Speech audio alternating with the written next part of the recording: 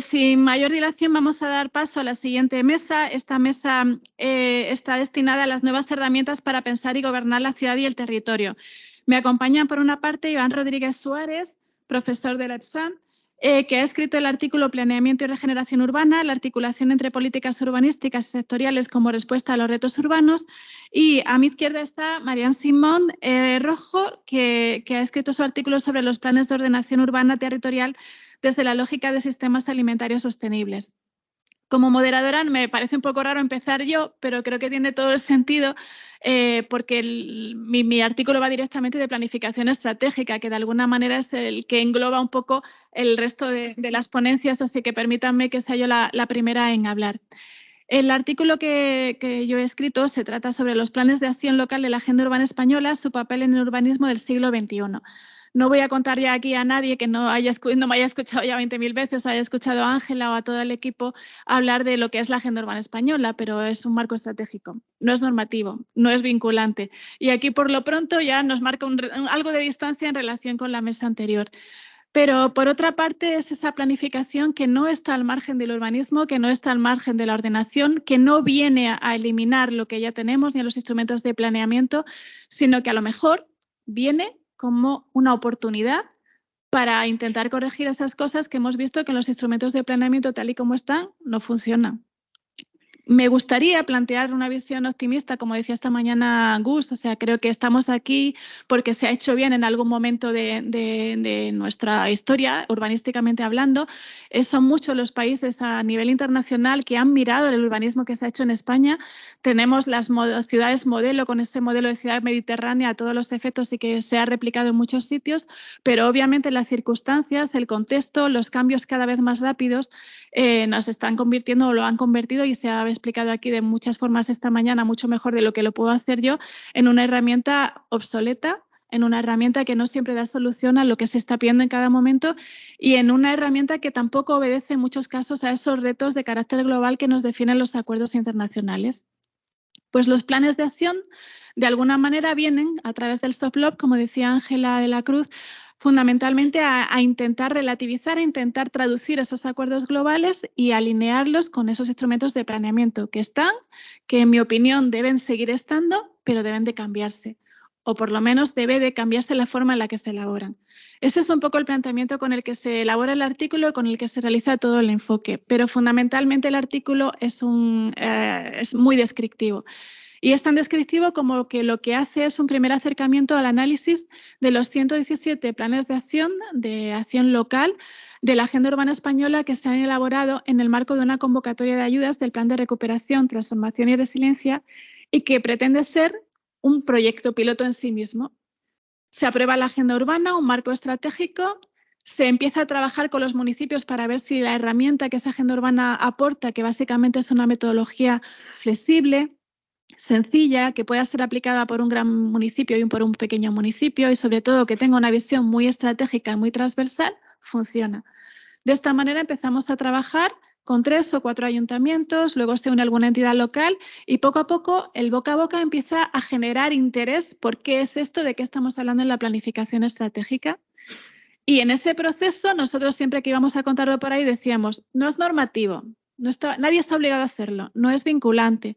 No tiene financiación, no vayáis a buscar la financiación por aquí. Quizás pueda llegar después, pero en este momento nadie paga por hacer los planes de acción. Y pese a eso, los ayuntamientos, las entidades locales empezaban a trabajar en ella. Y el principal planteamiento con el que lo hacían era porque consideraba que les resultaba útil, porque les ayudaba a ordenar lo que estaban haciendo y porque no precisaban de muchas de las cosas que querían hacer, llevarlas al planeamiento, llevarlas al instrumento de planeamiento. Con este enfoque, como digo, empezamos con 4 o 5, llegamos como a 50 cuando la COVID-19 en el año 2020 nos trae el Plan de Recuperación, Transformación y Resiliencia y con ello una convocatoria de 20 millones de euros dirigida a fomentar e impulsar la implementación de la agenda urbana. En el marco de esta convocatoria se decide que no se quieren pagar o financiar la elaboración de planes de acción, sino solo aquellos planes de acción que puedan, por sus características y por su calidad, ser singulares, ser diferentes y aportar una visión que pueda servir de ejemplo para otros ayuntamientos o otras entidades locales que quieran ponerlos en marcha. Con este objetivo, como digo, se lanzó una convocatoria en septiembre del año 2021 con todos los problemas que os podáis imaginar, la primera convocatoria del plan de recuperación, sin conocimiento de gestión, una subdirección que gestiona habitualmente 250.000 euros como máximo, de repente se encuentra con la gestión de 20 millones y con unos interlocutores que son otras administraciones que tienen su complejidad. Pese a ello, tenemos más de 300 solicitudes en la convocatoria y finalmente son seleccionadas 121 municipios. 121 municipios que se clasifican por grupos de población. Tenemos 14, en el primer momento 16, que son menores de 5.000 habitantes, y así entre 20, 24, 22, hasta los de más de 300.000 habitantes, que son 8 municipios. Además, se cuenta con 10 entidades locales, entre diputaciones, un consell, una mancomunidad de municipios y una agrupación de municipios. En este contexto se empieza a trabajar con ellos básicamente con las bases, obviamente, de la convocatoria de ayudas, pero fundamentalmente con la metodología que aportaba la agenda urbana, con poco más, con una visión transversal y con unos requisitos muy estrictos, o sea, muy identificados, perdón. Esos requisitos son, en primer lugar, que cada municipio tiene que hacer un diagnóstico en el marco de los 10 objetivos estratégicos de la agenda urbana. Ese diagnóstico implica hacer una foto fija. ¿Dónde estamos? Básicamente, y analizarse de acuerdo con esos 10 objetivos. ¿Por qué esos y no otros? Porque eran los que se habían seleccionado como cuerpo de la agenda urbana en un amplio proceso de participación y de elaboración por parte de todas las entidades de los ministerios, las comunidades autónomas, las entidades locales, la ciudadanía, las ONGs, las universidades. Era un consenso en 10 objetivos estratégicos. Por tanto, planes de acción tienen que tener un diagnóstico. En un segundo apartado, tienen que identificar qué es lo que ya se ha hecho en ese municipio para conseguir esos objetivos.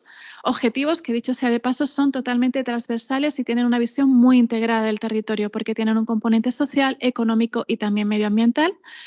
A partir de ahí, ¿qué es lo que se ha hecho? Como digo, porque se ha hecho mucho y se ha hecho bien. La agenda urbana no viene a tapar o a borrar todo lo que se ha hecho, sino a aprovechar la experiencia que hemos conseguido durante todos estos años, a reconocer que muchas cosas se han hecho bien, como se decía esta mañana.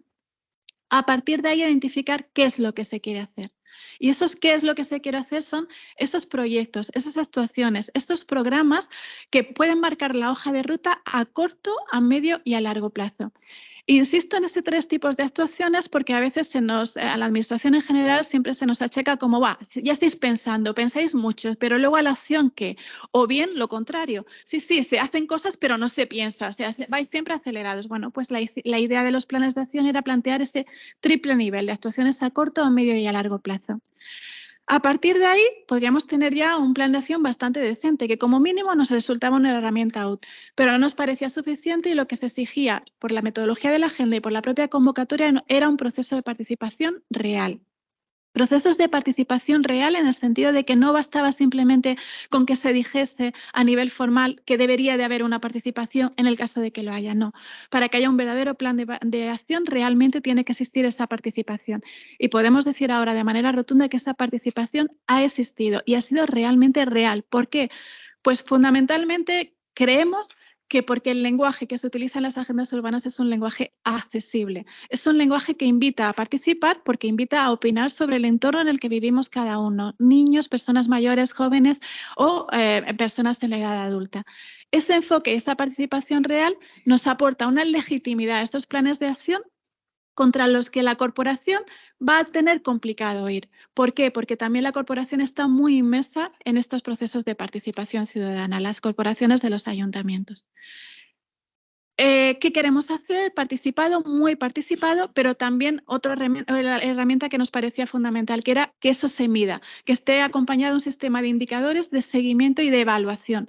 De seguimiento de si realmente se han puesto en marcha esas actuaciones que se han incorporado en los planes de acción, porque la idea no es hacer cartas a los Reyes Magos en las que todo lo que tenga cabida en un proyecto, en un plan de acción, se puede incorporar ahí, sino en comprometerse realmente. Es voluntario hacerlo, pero una vez que se ha hecho el plan de acción hay un compromiso que hay que cumplir. Entonces, ese seguimiento implica, ¿se ha hecho realmente lo que se quería hacer?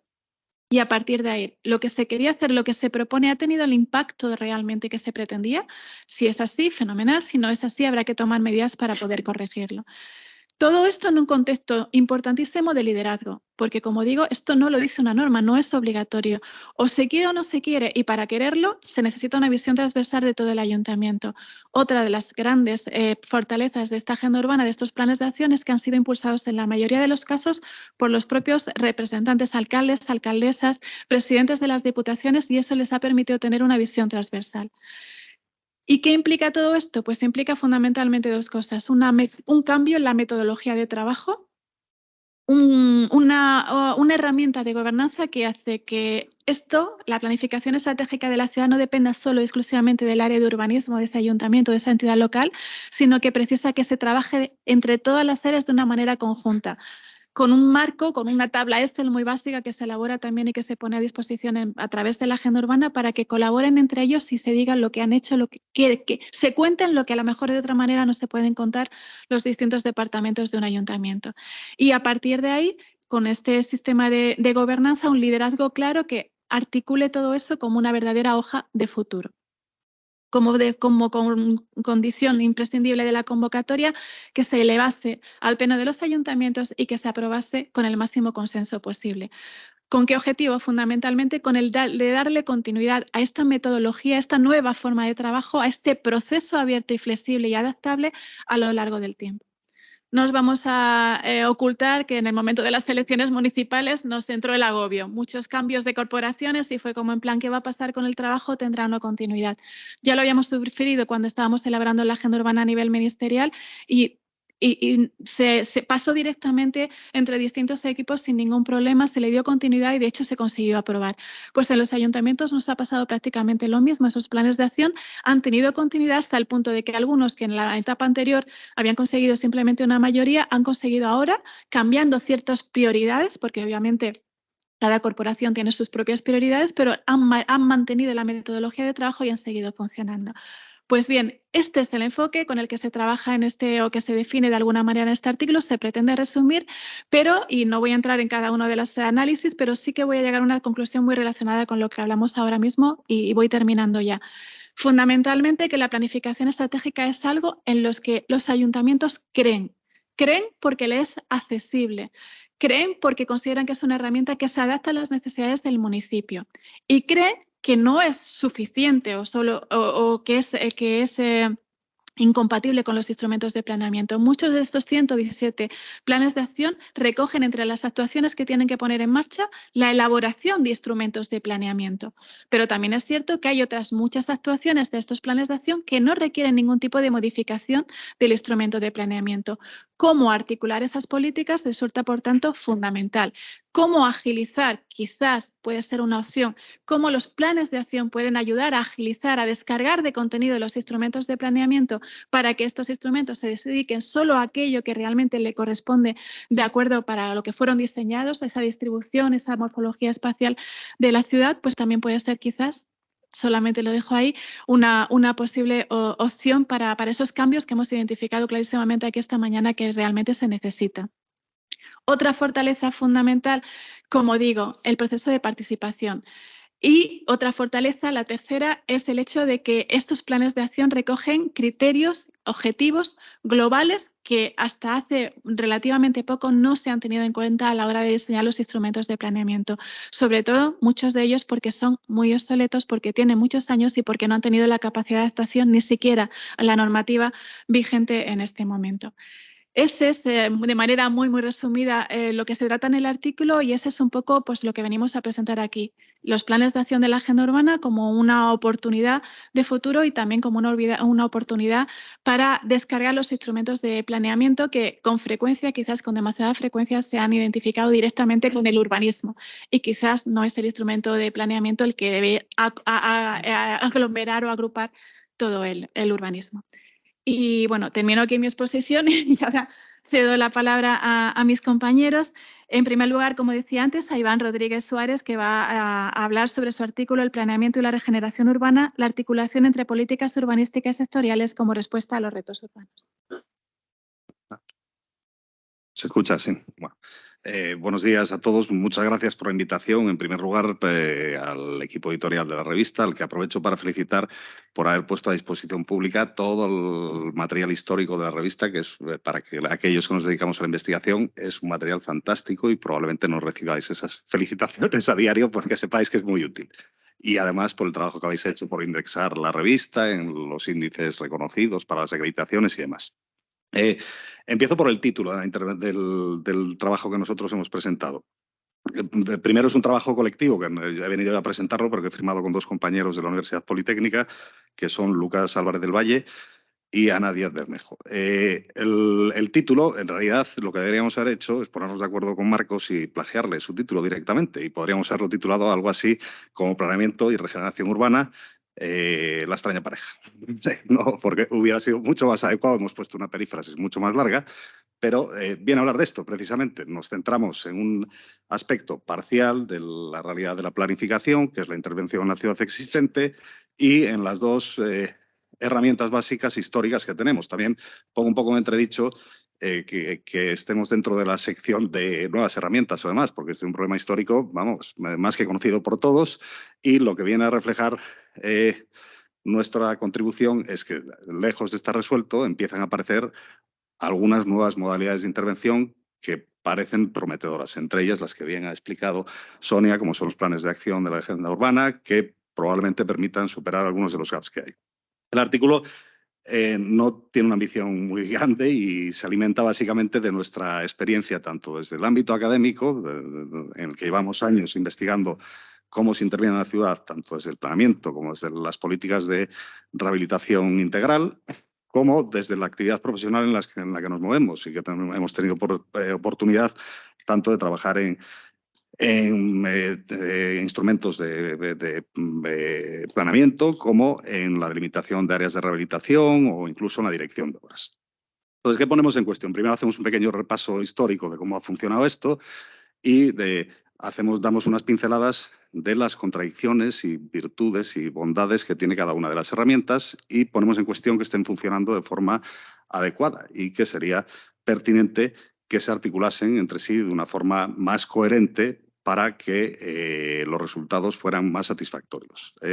Repasando así unas pinceladas muy básicas de las contradicciones básicas que existen, pues por un lado, lo ya he hablado, lo ha hablado ya en muchas de las mesas, de la necesidad de programar las intervenciones, que por su parte las políticas sectoriales acostumbran a hacer, especialmente las políticas de vivienda, además. Y, por otro lado, la vinculación de las decisiones. En el caso del planeamiento, las decisiones suelen ser vinculantes y afectar a derechos y demás.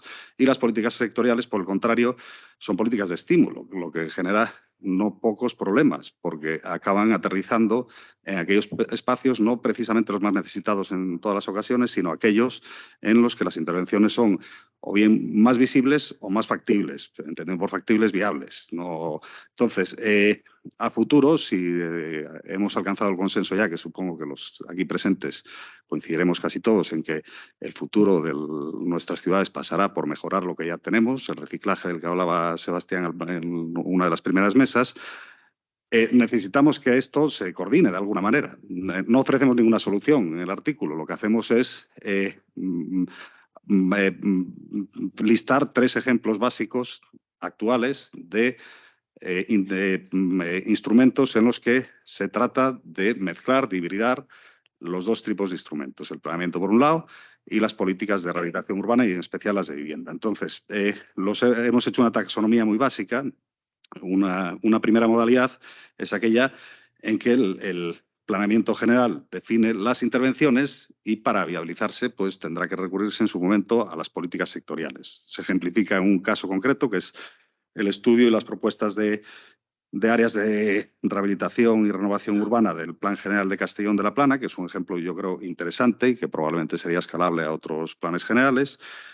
Una segunda modalidad sería un planeamiento de detalle, pero un instrumento de planeamiento, un plan especial en concreto, que necesita de políticas sectoriales para su instrumentación y su aterrizaje, que esta es la Estrategia de Rehabilitación y Regeneración Urbana de Palencia, redactado por Carmen y Llanos aquí presente.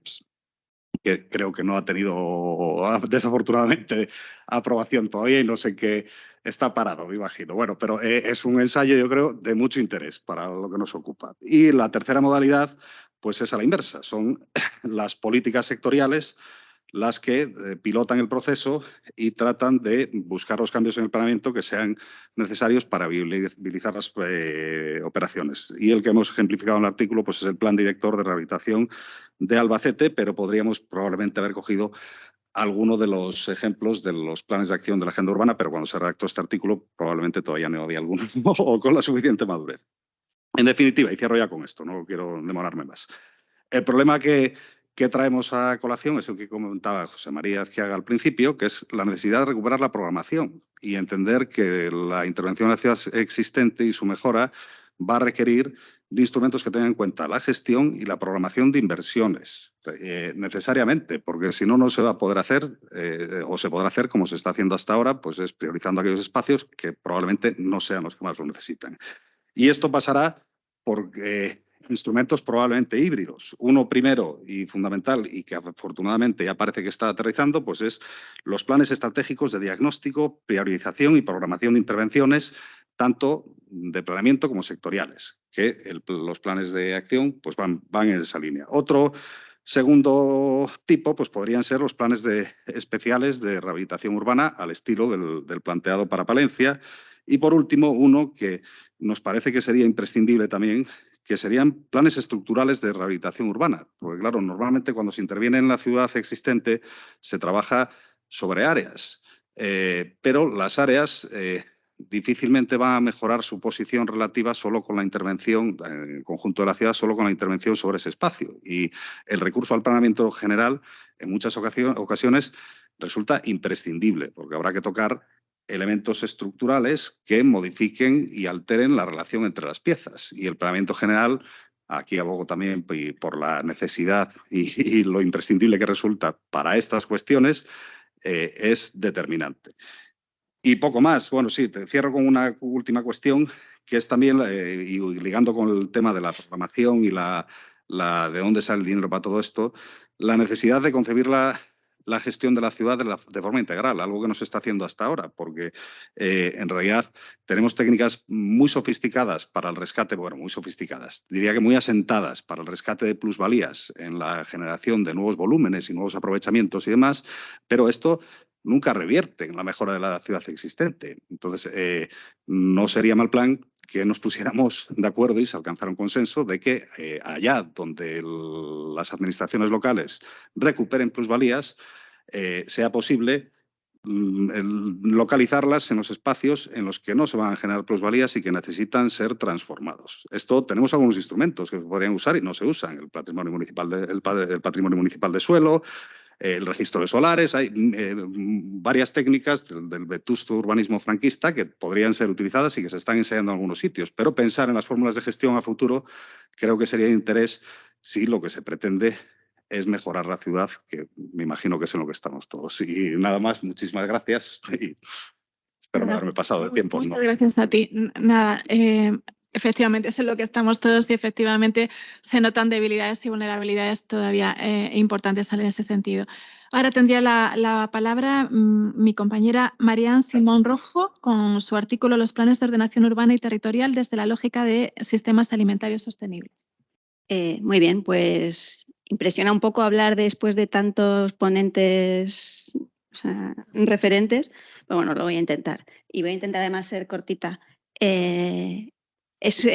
Lo primero, agradecer, ya no todos los agradecimientos anteriores, sino que deis espacio al tema de la alimentación dentro de los planes de ordenación en un espacio como este, porque es un tema que ha quedado al margen de los instrumentos de ordenación durante mucho tiempo.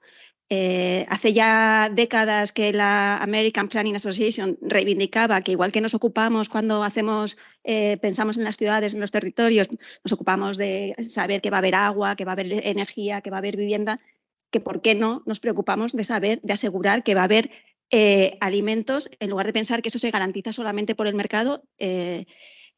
No es, tampoco aquí en nuestro país es un tema nuevo, o sea, de hecho, Rafael Mata lleva defendiendo esto junto con Josefina Gómez de Mendoza o sea, estamos trabajando en estos temas, entre otras cosas, porque ellos pusieron sobre la mesa este tema, lo cual hay que agradecérselo y reconocérselo, porque es que es crítico para la supervivencia de nuestra sociedad, tal y como estamos ahora organizadas.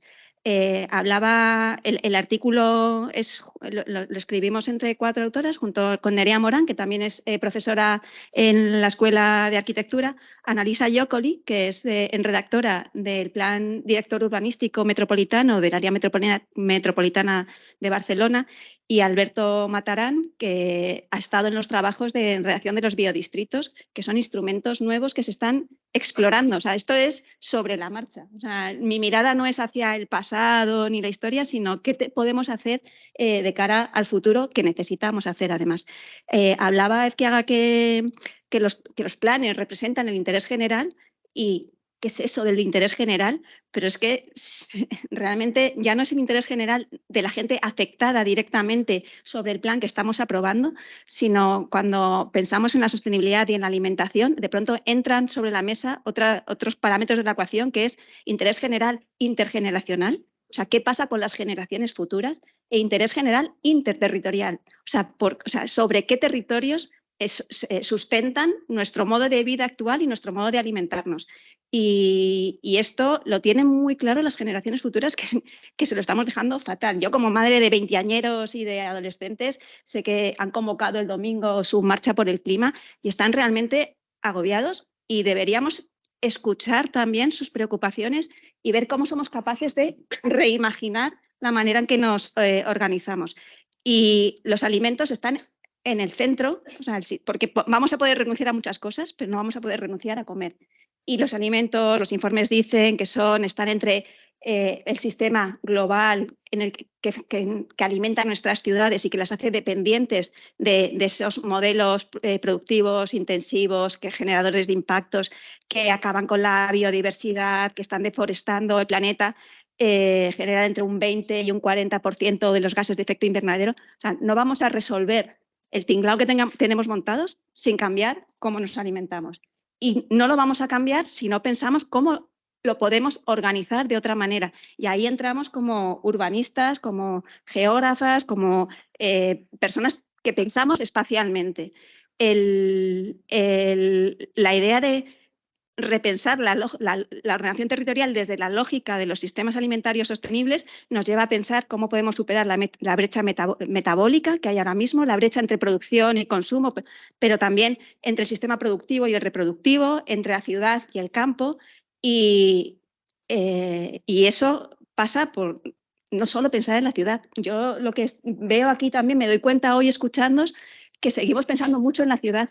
Pues que la ciudad no tiene futuro si no se vincula con el territorio. Y una manera de vincularse es a través de estos sistemas alimentarios relocalizados, y aprovechando además la cultura urbanística que tenemos, que defendía Agustín Hernández Aja, que nos da herramientas, y esto lo estamos explorando, que es una de las ideas de... tenemos que aprovechar a la vez los instrumentos que ya tenemos, pero revisarlos para los retos a los que nos enfrentamos, pero aprovechar la cultura urbanística que tenemos y las herramientas y los instrumentos. Entonces, en los 2 ejemplos que hemos puesto en el artículo, uno es el de biodistritos que están desarrollando en Andalucía, generando conceptos, aprovechando, adaptando, y que lo vinculan mucho con el reto de la despoblación, que antes se ha comentado, la generación de economías locales vinculadas a los sistemas productivos alimentarios.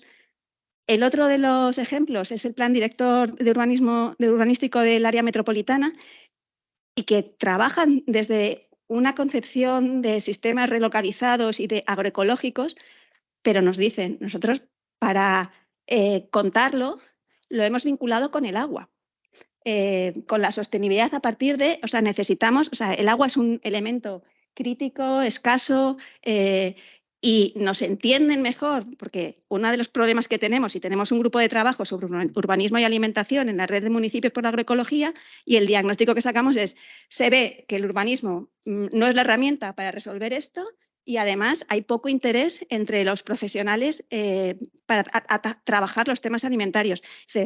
Y entonces, según con quién hables, pues tienes que poner sobre la mesa. Al final las propuestas van a ser parecidas, pero las presentas tocando un tema, tocando otro. En el caso de Barcelona, dicen, nosotros lo hemos metido con el tema de la conservación, la preservación de los sistemas hídricos, que significa trabajar la permeabilidad, pero también los manejos, y aquí el mundo jurídico, o sea, estamos intentando llevar hasta el límite qué se puede decir sobre manejos agrarios para dejar de contaminar y agotar los recursos de los que depende nuestra supervivencia. Y eso, por ejemplo, esta semana nos presentaba Vitoria Gasteiz los trabajos que están haciendo sobre el plan general y dicen, nosotros, depende con quién hables, puedes hablar de sistemas alimentarios y agroecología, pero con algunos lo que hacemos es meterlo con la estrategia de sumidero de carbono. Entonces, según con quién hablemos, tenemos que poner sobre la mesa un tema u otro y vincularlo con las estrategias que antes se han comentado, que vienen de la Unión Europea y que nos están poniendo sobre la mesa objetivos que no vamos a resolver si no trabajamos también los temas alimentarios. Entonces, bueno, ya por terminar, como conclusiones del artículo sale que se acabó la idea de que protegemos los suelos y basta. Proteger pues es una cosa, un dibujo que haces en el papel y ya está. Además de proteger, hay que ordenar pensando en la reorganización del sistema alimentario. Y para eso hace falta hacer emerger las dimensiones económicas, ecológicas y sociales que tienen que ver con el sistema alimentario y escuchar. Porque hay muchos agentes en el territorio que están haciendo ya prácticas transformadoras, que están mostrándonos ejemplos de modelos de pequeña escala, pero que si los apoyamos desde el urbanismo pueden tener recorrido y compartir conocimiento. En esa línea, pues eso, tenemos un grupo de trabajo de urbanismo y alimentación, se ha creado un grupo temático sobre agenda urbana y alimentación, que además uno de los líderes que a nivel de la Unión Europea va a ser justo el municipio de Vitoria-Gasteiz. Estamos ahí y todos los instrumentos que ya están sobre la mesa, la agenda urbana es una oportunidad enorme, pero, por ejemplo, se ha quedado fuera los temas de alimentación. Entonces, bueno, que seguimos trabajando en ello. Hemos sacado además una guía sobre planeamiento agroecológico que os invitamos a descargaros. Dejaré luego unos folletitos por si alguien quiere. Vamos, seguimos. Y además es que es imprescindible. Y una última reflexión, ya sí que de verdad lo último. Como profesora de planeamiento de esta aldea gala de la Escuela de Arquitectura, que seguimos creyendo en las virtudes del planeamiento, de pensar colectivamente qué marco de convivencia nos queremos dar y qué traducción espacial tiene, cuando a los estudiantes les planteamos que tienen que hacer una propuesta de plan general, se bloquean porque es que no ven, o sea, es difícil imaginarse un futuro vivible con el bombardeo constante de mensajes. Entonces, para solventar eso, decimos, bueno, vamos a trabajar con escenarios. Tenéis que pensar un escenario pues, de cierre de ciclos, de economía circular, un escenario de colapso energético, un escenario de ciudad envejecida, uno de ciudad que acoge a los refugiados, uno de ciudad, de agrociudad. Pues la mayoría, en su primera opción, estaba la agrociudad, porque ahí sí que ven que podemos tener un futuro. Entonces, yo pongo esto sobre la mesa para como reflexionar y rellenar los huecos que tenemos para conseguir ese futuro posible. Gracias. Muchísimas gracias. Pues hablaba antes de la agenda urbana y de su virtualidad como herramienta de gobernanza, pero no he entrado en el contenido que sé que se desarrolla en el artículo. Pero muy relacionado con lo que se ha comentado aquí, si se analizan esos 117 proyectos piloto, prácticamente todos, como el 90%, tienen incluidas entre sus actuaciones prioritarias, actuaciones de regeneración urbana. Entre los toques que nos han dado, siempre hablamos de que la agenda urbana es un proceso en permanente cambio que pretende avanzar y pretende aprender de lo que se nos ha quedado atrás. Una de las tirones de orejas que nos han dado 3. Uno de ellos es precisamente el relacionado con el tema de la seguridad alimentaria y el tema de la alimentación de proximidad. La Diputación de Granada nos lo recuerda cada vez que tiene la ocasión de en esa versión 2.0 de la agenda urbana tiene que tener muchísima más visibilidad. Pero además, otros temas que también se tocan en un alto porcentaje de estos planes de acción, que a mí alguno de ellos me sorprendió en un primer momento, que son como muy característicos, y lo dejo simplemente para pensar, el agua. es un problema para muchísimos, el agua y el saneamiento es un problema para muchísimos ayuntamientos y entidades locales de todas las dimensiones en este país. A priori, como que lo veía bastante más en el sur, pero no, es un problema bastante generalizado en todo el territorio.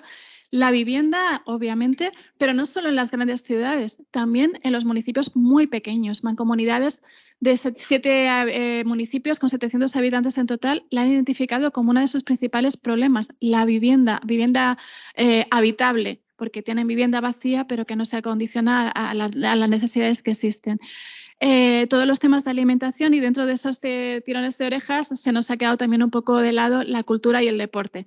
Trabajamos para mejorarlo. Y otra de las actuaciones más reproducidas en estos planes de acción, las personas mayores, la economía de cuidados y todo lo dirigido a la prestación de servicios para este rango de edad fundamentalmente. Y nada, creo que hemos conseguido ganar como 3 minutos, pero voy a dejarlos para el final porque yo creo que no tiene mucho sentido abrir el debate ahora, que así que mejor lo dejamos para el final de la jornada. Y nada, muchísimas gracias para todos. Seguimos con la siguiente mesa.